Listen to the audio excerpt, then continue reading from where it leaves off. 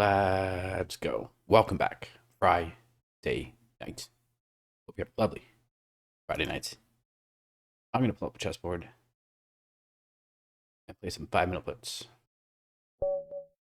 Let's go.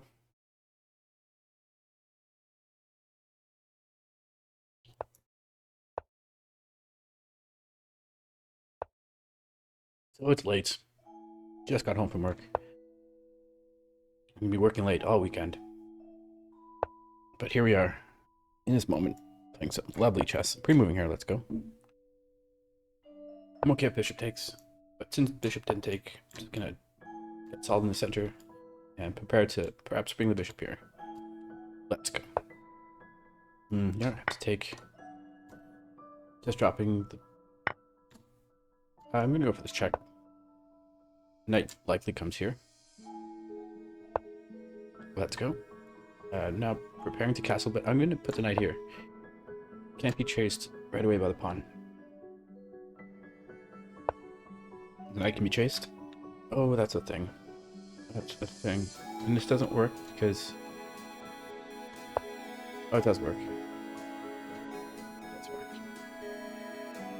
The pawn takes knight, pawn takes bishop. If bishop drops back...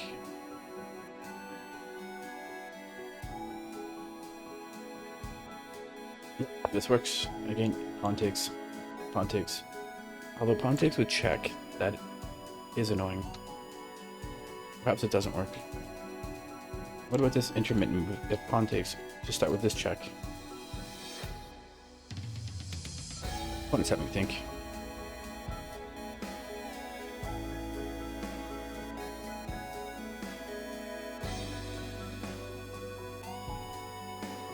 Oh, I'd like to address something. So 99% of the games I post are wins, because I like wins. I've posted maybe 3-4 losses.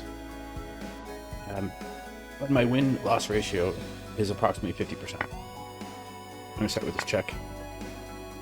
Bishop, pawn takes.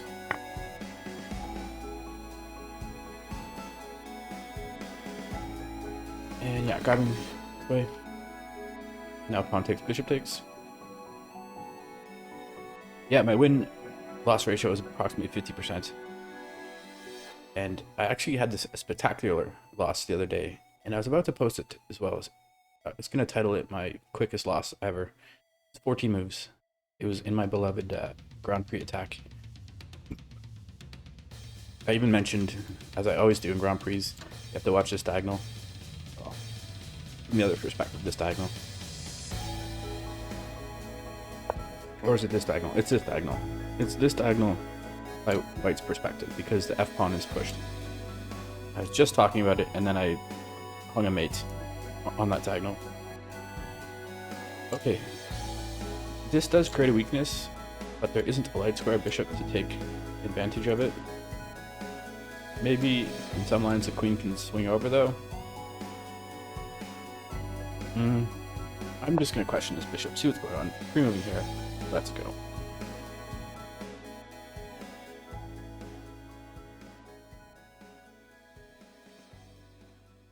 Yeah, but it was suggested by a most excellent subscriber that I should maybe consider posting some losses too. Because you know what? In chess, losses are how you improve. You have to lose a lot of games to get good at chess. And have to be willing to lose a lot of games. By playing higher rated opponents, let's go. Hitting the queen. Queen of my dreams.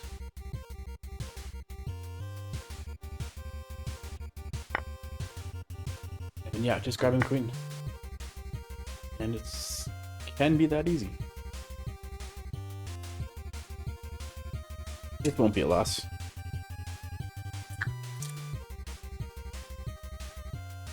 And it was mentioned too, like, that, and it's true. You just kind of always have a feeling if I'm down, I'm gonna win because I post wins only. And it struck a note with me, and I thought immediately of like Scooby-Doo episodes from the 80s, or like Hercules or He-Man, where they're always, the plot line is exactly the same, the plot arc is always the same. But I'm gonna play another game. Let's go. This may be a bit of a longer video on this Friday night.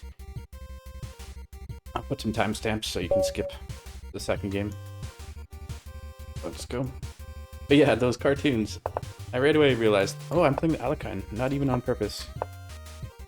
I don't think I've ever purposely played the Alekhine defense, but the point is for white for black to provoke white to overstretch their center, and then to attack. I'm gonna chip away at the center. Yeah, I've never played the Alekhine, so I don't know the ideas. But this can't be bad.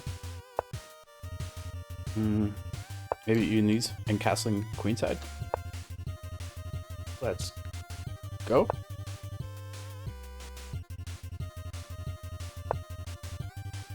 And I remember watching those cartoons thinking, why doesn't He-Man just get out his sword at the beginning? Or why doesn't Hercules just put on his magic ring at the beginning of the episode? Why does he have to like go through all this stress and then finally have it dawned upon him that he can just put on his magic ring?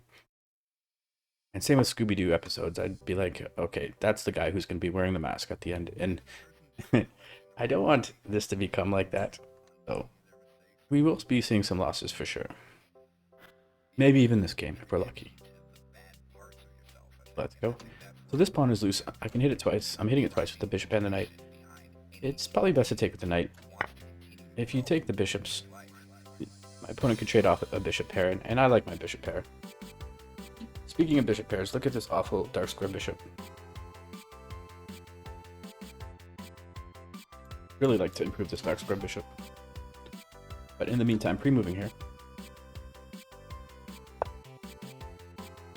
Okay, my opponent goes after my light square bishop.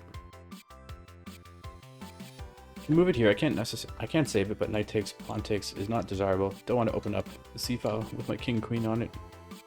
I have to be okay with this. Of course, bishop can come here.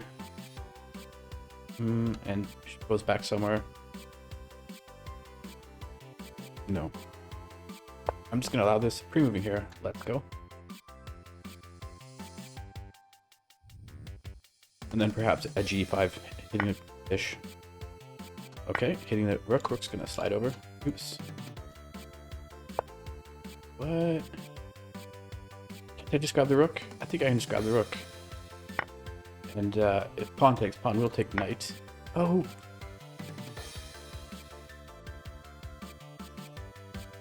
Okay, so here's the loss we were looking for.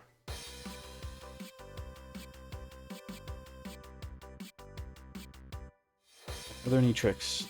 No, I'm down 3 pawns. Or 3 points.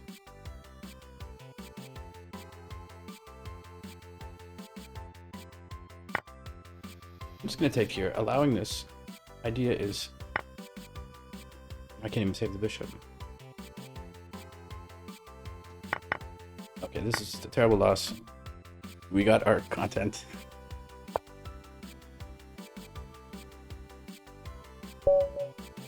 I'll see you next time. Cheers.